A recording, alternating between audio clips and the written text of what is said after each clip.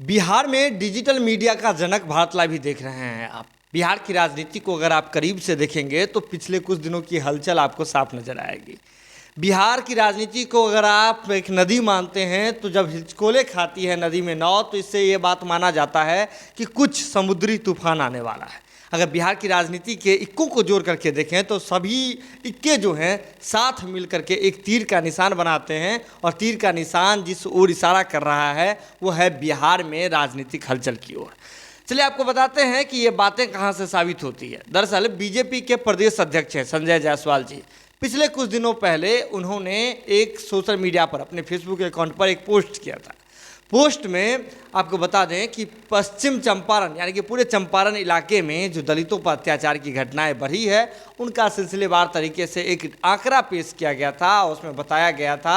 उन तमाम आंकड़ों के माध्यम से एक बात स्थापित करने की जद्दोजहद में लगे हुए थे। आपको बता दें कि बीजेपी के प्रदेश अध्यक्ष डॉक्टर संजय जायसवाल कि बिहार में दलितों पर अत्याचार बढ़ी है और इसमें बिहार सरकार मौन है। अब देखिए संजय जायसवाल जी जिस पार्टी के प्रदेश अध्यक्ष हैं वही पार्टी सरकार में है यानी कि एनडीए सरकार में है, उसके मुख्य घटक के दल के रूप में भाजपा है। लेकिन इसके बाद जब आप सवाल खड़ा करते हैं तो आप पूछ किससे रहे हैं, ये एक बड़ा सवाल बनता है। खैर ये सवाल करे भी तो करे कौन, ये जहमत कौन उठाए। लेकिन इससे आगे चलते हैं।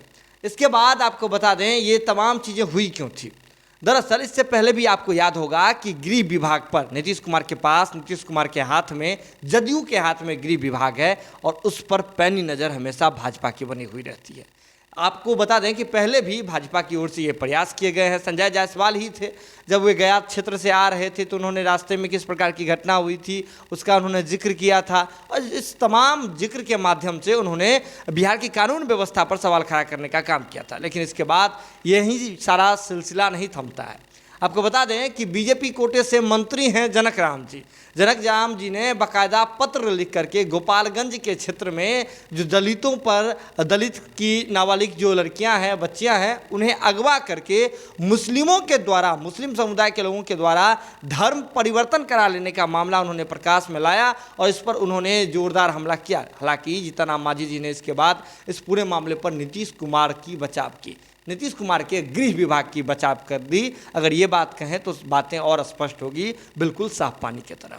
दरअसल जीतन राम मांझी जी ने पूर्णिया की घटना का जिक्र करते हुए कहा कि जब वहाँ इस प्रकार की घटना हुई थी तो भले ही अन्य राजनीतिक दल के लोग, अन्य राजनीतिक दल में यानी कि जदयू के अलावा बीजेपी के लोग, अलग अलग राजनीतिक दल के लोग उसमें आग में घी डालने का काम कर रहे थे, वहीं जो वास्तविकता है वह ये थी कि पूर्णिया के क्षेत्र में हमला के बावजूद दलित और मुसलमान वर्ग के लोग साथ मिलकर के आपसी सौहार्द का माहौल बनाए हुए थे। ये बात जीतन राम मांझी जी का कहना था। उन्होंने सीधे तौर पे कहा कि पूर्णिया में जो घटना हुई, मुस्लिम समुदाय यानी कि अल्पसंख्यक समुदाय के लोगों ने जाकर के दलितों का सहयोग किया और जिससे एक बात स्थापित हुई कि बिहार में दलित और मुस्लिम, दलित और अल्पसंख्यक एक साथ हैं, एक थाली में बैठ करके खाना पसंद करेंगे।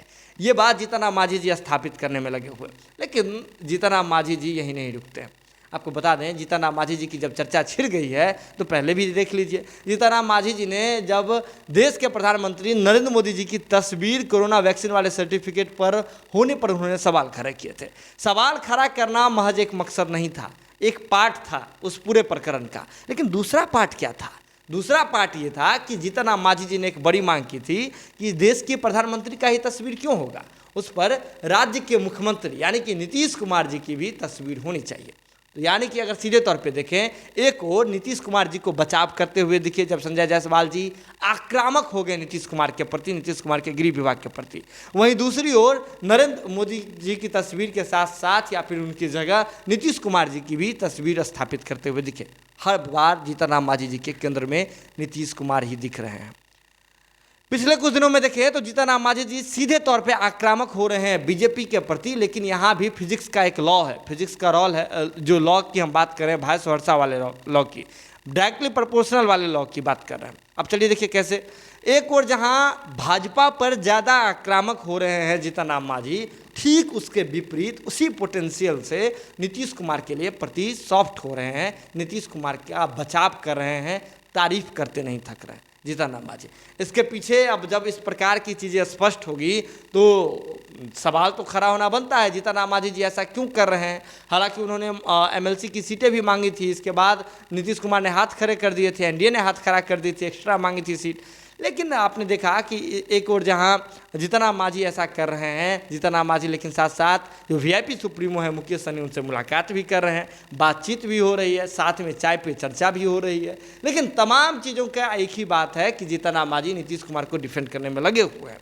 लेकिन ये अब सवाल खड़ा होता है कि जीतन राम मांझी जी खुद से कर रहे हैं या उनसे करवाया जा रहा है। बिहार के राजनीतिक गलियारों में इस बात की हलचल तेज हो गई है कि ये काम जीतन राम मांझी जी नहीं कर रहे हैं बल्कि उनसे करवाया जा रहा है।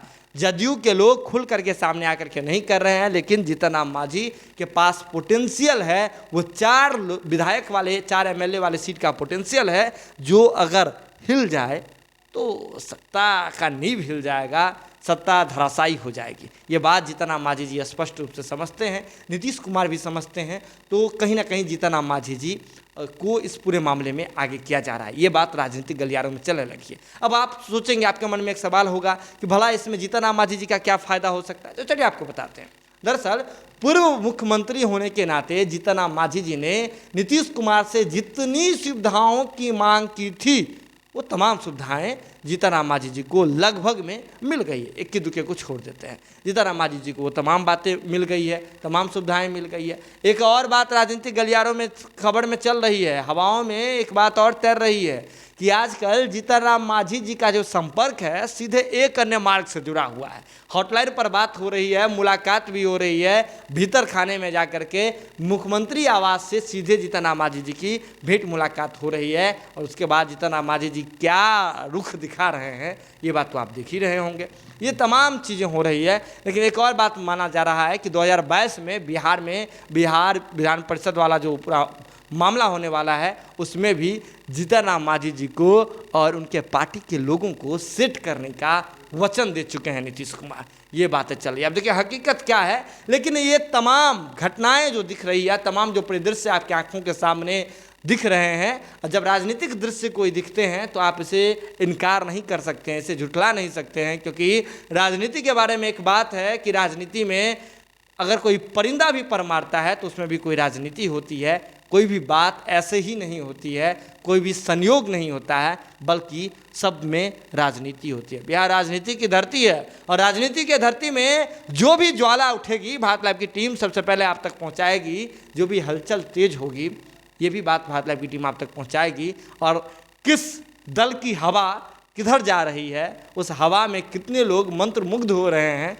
ये बात भी भारत लाइव की टीम आप तक पहुंचाएगी। इसके लिए ज़रूरत है कि भारत लाइव की खबरों को यूं ही देखते रहें, शेयर करते रहें और हमारा मनोबल बढ़ाते रहें। बहुत बहुत धन्यवाद।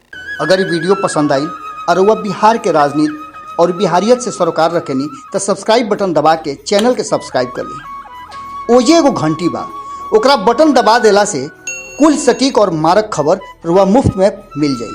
अगर रुआ पत्रकारिता के हमनी के नया प्रयोग में सहयोग कर चाहतानी तो ज्वाइन बटन दबा दी।